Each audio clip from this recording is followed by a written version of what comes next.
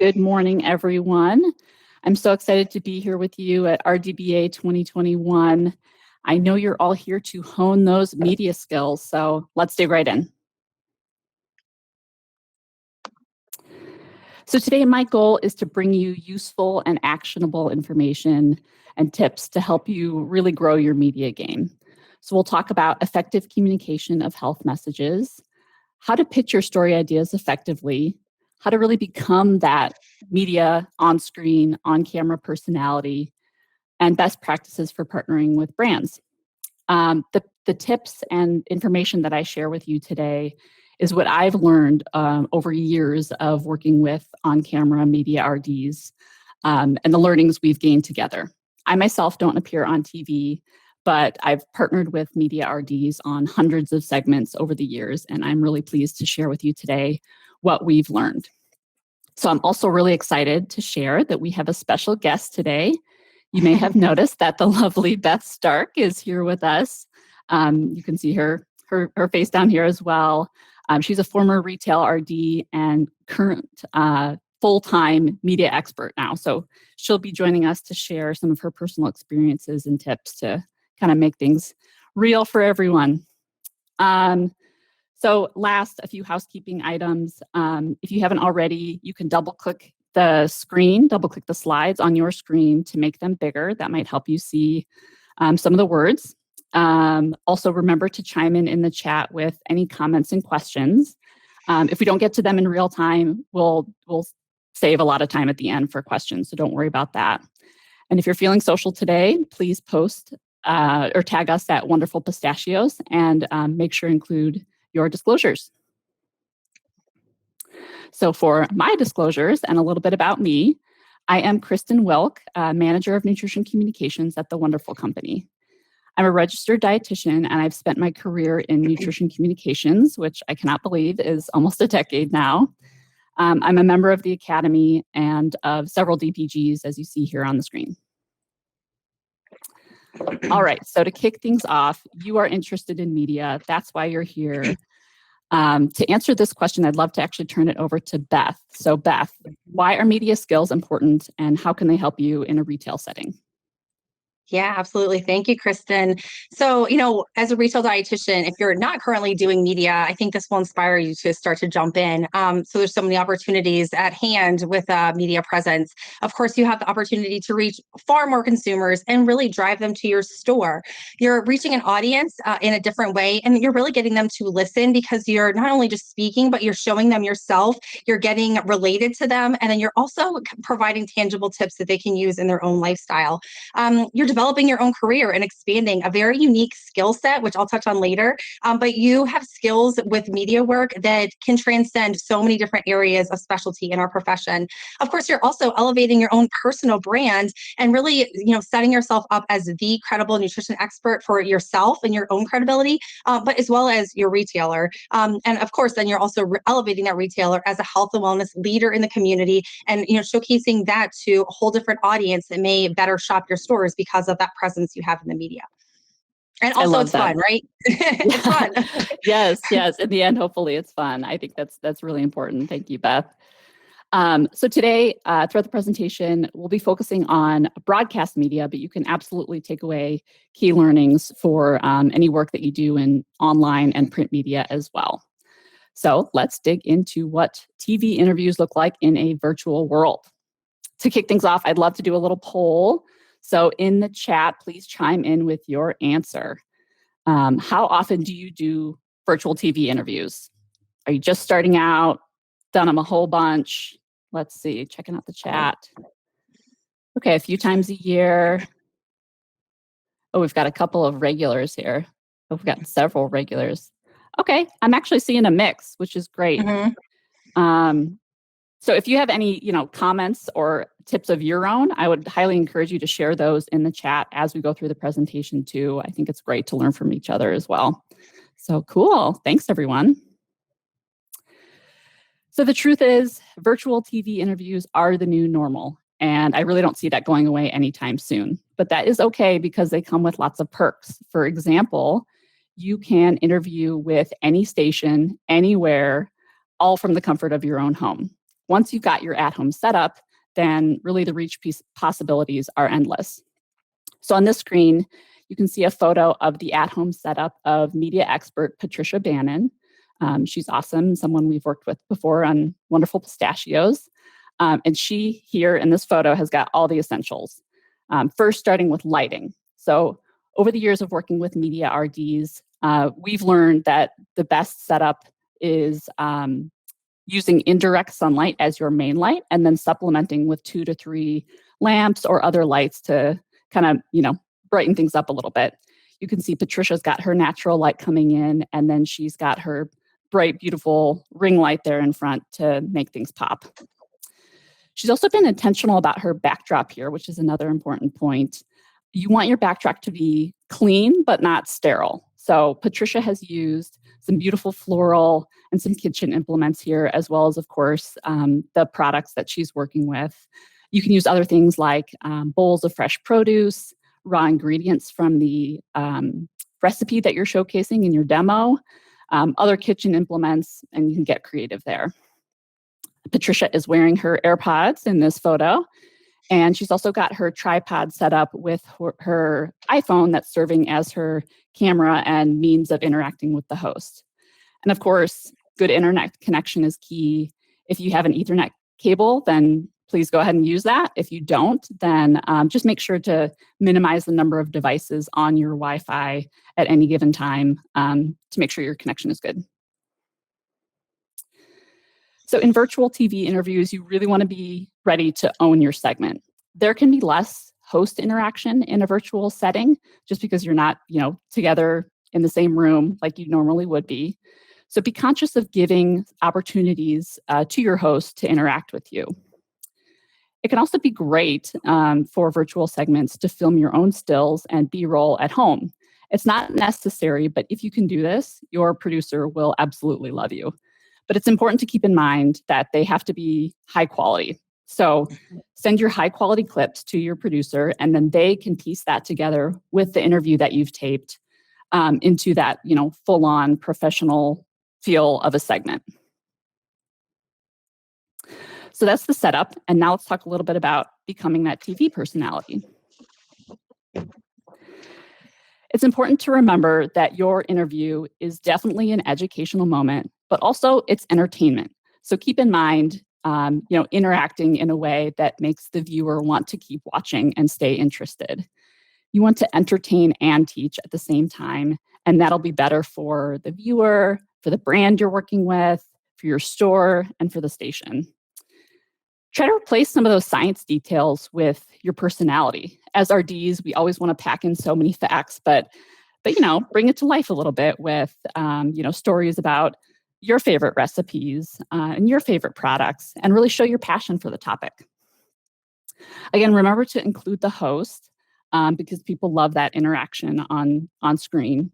You can do things like choose recipes for the segment that you think that the host will love. So if you know that the host is a vegetarian, for example, you might choose a delicious plant-based recipe to start that conversation. Ask the host questions throughout the segment. And also, we found in the past year that it can be really useful to send the host the products that you're using before the segment.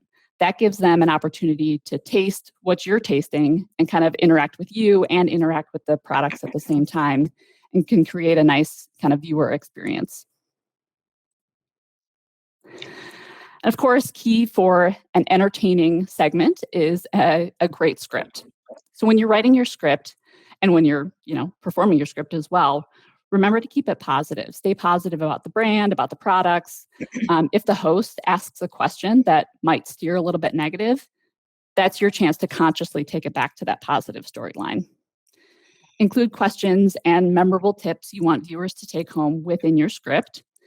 And pay attention to word choice. Think about action verbs and descriptive adjectives so that you don't get stuck in a rut of calling everything tasty. This next tip is one that I love to cue yourself. So you can cue yourself by creating your segment flow in a way that feels natural to you. But also you can literally cue yourself by creating cue cards for yourself with the key phrases, maybe keywords that you want to make sure to nail during your segment. So here we have a little image of a cue card that you could place right under the camera that you're using. Some of the experts we've worked with, and I think, Beth, we were talking about this the other day, that it's best to put it right below the line of vision of your camera so that you can keep the eye contact during that segment.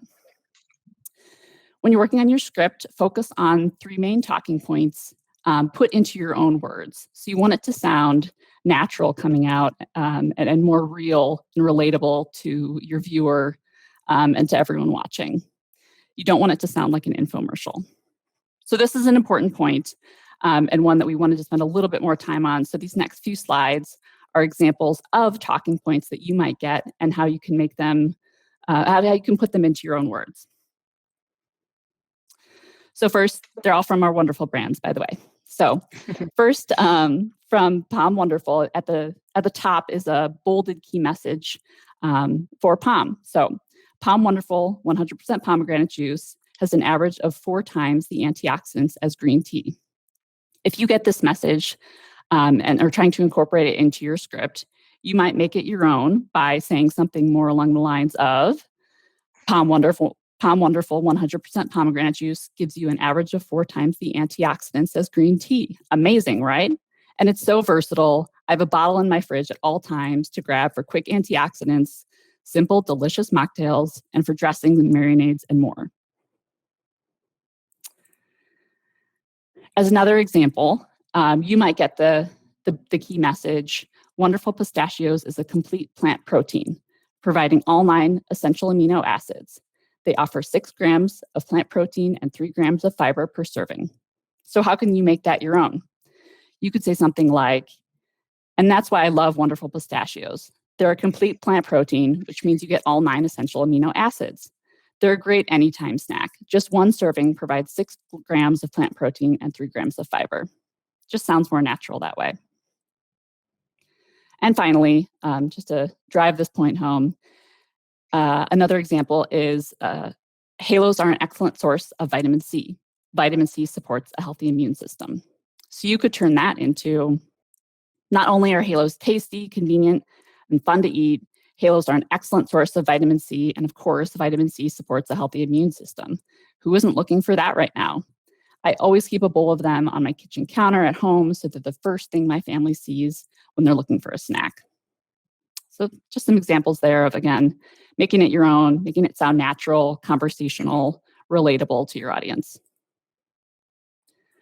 All right, so now let's dig into kind of the whole process, starting with getting the gig. So getting the gig requires pitching. So what makes a good pitch and what do you need to pitch? I think the first thing to think about is making your pitch and your story relevant. So your topic idea might be seasonal, it might be about current events, maybe an announcement or event coming up at your store, or something that fits within what the show covers. So for example, if you're pitching a station that you know has an ongoing segment on trendy recipes, you might choose a plant-based trendy recipe to pitch to fit within that segment. That will, fit with their upcoming content and really show the hosts that you understand their show and will be a great fit. Also important, I guess actually I wanted to emphasize too, if you're pitching a major media market, I would have the same suggestions here and I would go about it the same way, but maybe just do extra research, beforehand to make sure you really understand the segment that you want to be on, the hosts, and what can make you a good fit for that segment. Also really important is to get to know your store's PR or marketing team. They can actually help pitch you too. And by getting the gig, you're helping them do their job. So, growing those relationships within your store can really make you, a leader and a better team player and, bring benefits to you and your store as well.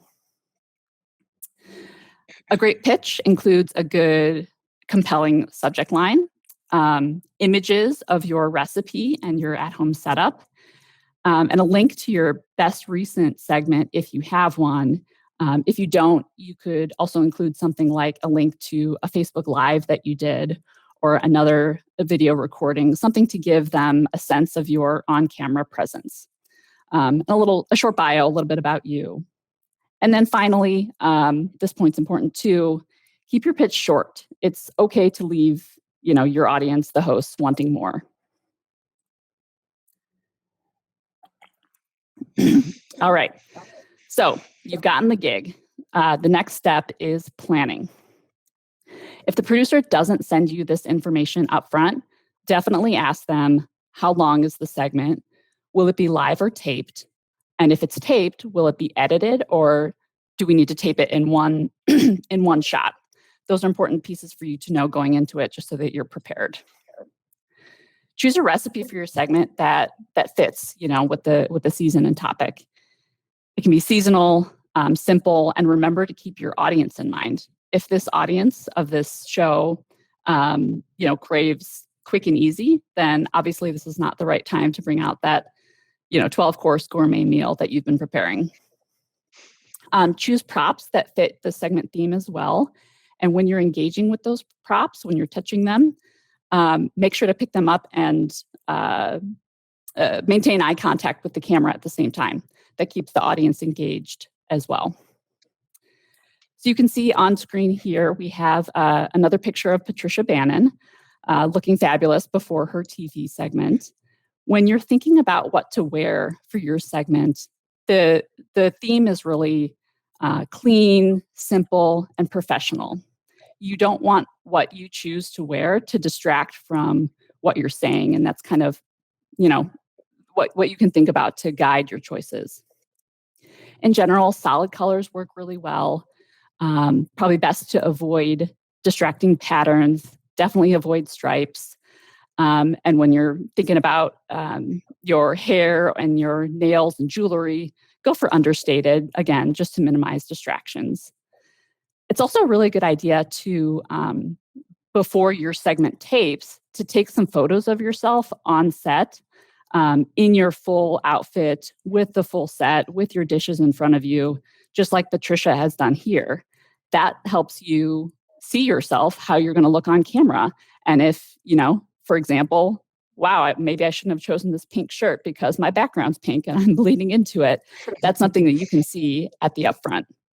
Plus, if you're working with a brand, they might find it really helpful for you to share that photo with them beforehand. And they might have suggestions for, how to rearrange things to place their products differently, something like that. It can be a nice value add to that brand you're working with. Okay, step 3 will surprise no one. If you want to nail your segment, you have to practice. Definitely fully test your recipe beforehand with your full setup, all your props, like it's the dress rehearsal. That way there's zero surprises. You just never know what can come up. So use a timer when you're practicing, and it can be a good idea to practice in front of a mirror or camera so that you can make any fixes beforehand that you want to.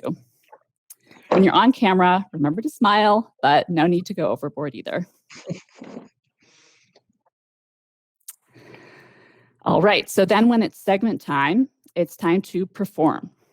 When you're on camera, look at the lens, make eye contact as much as you can. Keep things authentic, conversational, and have fun. When you practice enough beforehand, that can help you work on eliminating filler words, which is great. But something to keep in mind is not to over practice or really over memorize what you plan to say, especially when you're first starting out. That can be a common mistake to work on your script so much that it truly feels like you're reading off of a teleprompter. That's not what you're going for. Again, we want conversational, fun, relatable to your audience. That's what's going to make a really engaging segment. Flag those take-home tips during your demos, and remember, in the end, you know more than they do, so just really own the segment and be that personality. When you're working with brands on segments, all of these same tips apply. You want it to be fun to watch. You want to, make sure to get those brand key messages communicated during your segment, but you don't want it to be a commercial. Again, we want it conversational, entertaining. Incorporate the product into the demo, and make sure to have those key messages memorized. Well, I guess we just talked about not memorizing things, but have them nailed, in your mind. You want to include them and emphasize them in a way that would make the brand happy. But again, this is kind of what we talked about before, where no need to, rattle them off like they are written. You want to make sure to bring your personality and share them in a way that's natural. And this last point is also an important one. Remember to disclose on air. When you're working with brands, it can be a great idea to work directly with the brand team on disclosure language. Some brands have particular language that they like to use around disclosure. For example, over the years for Wonderful Pistachios, we'll use a simple disclosure like, I work with Wonderful Pistachios to help people snack healthfully. That's one that we've used, that we found that works well. And finally, once you've nailed that segment, make sure to follow up with your contact. That relationship can be key to getting the gig the next time, so make sure to nourish that relationship. Post the recipes that you've made to your website if you didn't already. And finally, definitely socialize it. So you took those beautiful stills of yourself and the full setup beforehand, post those to social media. The brand you're working with, the station will love it, and you never know, who's scrolling through their feed and sees you, performing great on camera, and it could open up a door for the next opportunity. So with that, I'd love to turn it back over to Beth to share a little bit more from her personal experience in the retail setting and beyond. Yeah, thanks, Kristen, and just such awesome tips. So I think, thinking as a retail dietitian with that hat on, I know, we're always looking at how can we bring value, how can we show and really showcase that to our retailers, the exec team, supervisors, and so forth. Media does that. Media really translates to money. When you think of being on TV, the number of folks you're reaching, the media value that's attached to that is a significant amount. So if this is something you're not currently thinking of, put that hat on and really start to, capture those metrics and share them back internally to showcase the value of yourself personally as well as your team. You can certainly, of course, with value, bring, building that retailer's dietitian team brand. So all of you are rockstar dietitians and you really want to build that brand to maybe justify growing the team, or just further showcase what the team is doing internally to those executive team members within the organization, as well as external business contacts and vendors and commodity boards that you may have opportunities to work with. And certainly we don't want to forget about the community at large. So I know, my former team, many of those dietitians would get referrals or would have participants in their classes because they were seen on TV, seen as a credible expert, and that was, showing that to the community, and folks were engaging with the dietitian team in a different way because of that. Of course, it's also about meaningful relationships, and I just think this is just so important to note. Here at this conference today, all of you have such an opportunity to connect with these health and wellness focused brands that you can work with in the media and far beyond. For me personally, I've worked with Maggie, Kristen, and the wonderful team for at least a decade on some of the programs at Wise Markets, and those relationships have transcended my time in retail to present day. So really work on finding those key contacts, working with them, and being a great partner in media work and beyond. And of course, whether you realize it or not, the skills that you need to appear in the media, they again, are so transferable to far more types of opportunities that you might be working on personally or professionally. Social media video, if you're on Facebook or Instagram, virtual cooking events, presentations, it's kind of all about how you button it up for media. You can use those same skills in so many other examples of what you're doing in your career. And, of course, beyond retail, if you find yourself outside of the retail setting someday, you really need to start building and defining your own personal brand and determining what your next step might look like. So being able to capitalize on some of that media experience can help to define and build that personal brand, and make sure you spread the word. Let people know what you're up to. And to Kristen's point, socialize it. Let people know that you're out there and that you have some amazing skills, behind the camera, and beyond. If you're not currently capturing, again, those metrics and saving links of of yourself on media segments or social media segments. Start to build an amazing portfolio of work, again, to demonstrate what you're doing with your current retailer, or again, for your own, maybe long-term career path. Like I mentioned earlier, apply those highly transferable skills. You're writing scripts, you're styling your own set. If you're doing these segments in your home, you're setting things up, you're producing, maybe you're doing B-roll. I mean, you have a unique skill set that, again, you can translate into so many other areas of your expertise. Maybe it's creating your own content, or, building your own personal brand. And it really can also just provide maybe long-term generation of spokesperson opportunities and project partnerships. When you're someone good to work with, you're timely, you're creative, you bring your best to the table, those relationships, again, go far beyond retail. And again, I just encourage all of you today, with this conference, to connect with these, amazing sponsors and start to generate those relationships for both retail life and potentially beyond. Thank you, Beth, so much. With that, I just want to leave you with a couple of handy resources to help you keep practicing, working on that media game and making it relevant for you at your store. And then we'll leave the rest of the time for questions. So we have some great resources at the Wonderful Pistachios booth. First, these slides, please go ahead and leave your name and your email address in the chat, either here or at our booth, and I will send you the slides by request. We also have some great new downloads, a brand new infographic about the complete plant protein in Wonderful Pistachios, as you can see here on the slide. New information about our new flavors. I hope everyone has tried our new no shells barbecue and sea salt and vinegar flavors. They are amazing, so tasty. Definitely get your hands on some of those. We have research, recipes, snack pairing ideas. We also wanted to point out that we brought our a link to the plant protein virtual seminar hosted by Wonderful Pistachios last fall. Some of you may remember we welcomed protein expert researcher Christopher Gardner from Stanford to talk about his research on the benefits for health and sustainability of plant-based eating. And we created this version specifically for a retail audience, so highly encourage you to take a look there. Plus, it's a free CPEU. And finally, my contact, please reach out if you have questions about today's session or ideas for partnerships and working together. My email is myname@wonderful.com. And with that, I'm going to jump over to the chat and see if we have some questions coming in for Beth and me. All right. Oh, thanks everyone for putting your emails in the chat here. I'll definitely send you guys the slides. I don't know, Kristen, do you see the question on tips for radio? That's a good one. Oh, any tips for radio? Yeah, that's great. I'm glad you raised that. I think that you can take home a lot of these tips for radio as well. Obviously, you don't have to worry about as much about your set at home. In radio, the extra challenges, of course, bringing, if you're creating dishes or talking about food, bringing that to life for people when you can't see it. So you might have to be a little more thoughtful about your language, describing what you're seeing to bring it to life for your audience. Any other tips there, Beth? I was just going to say, I feel like that's a great opportunity if you have a retailer like Public, or if you have a blog or a place that you house these recipes. That's a great way to drive traffic to there, and have that call to action for the listeners. Yeah, I love that too. That's definitely a great call.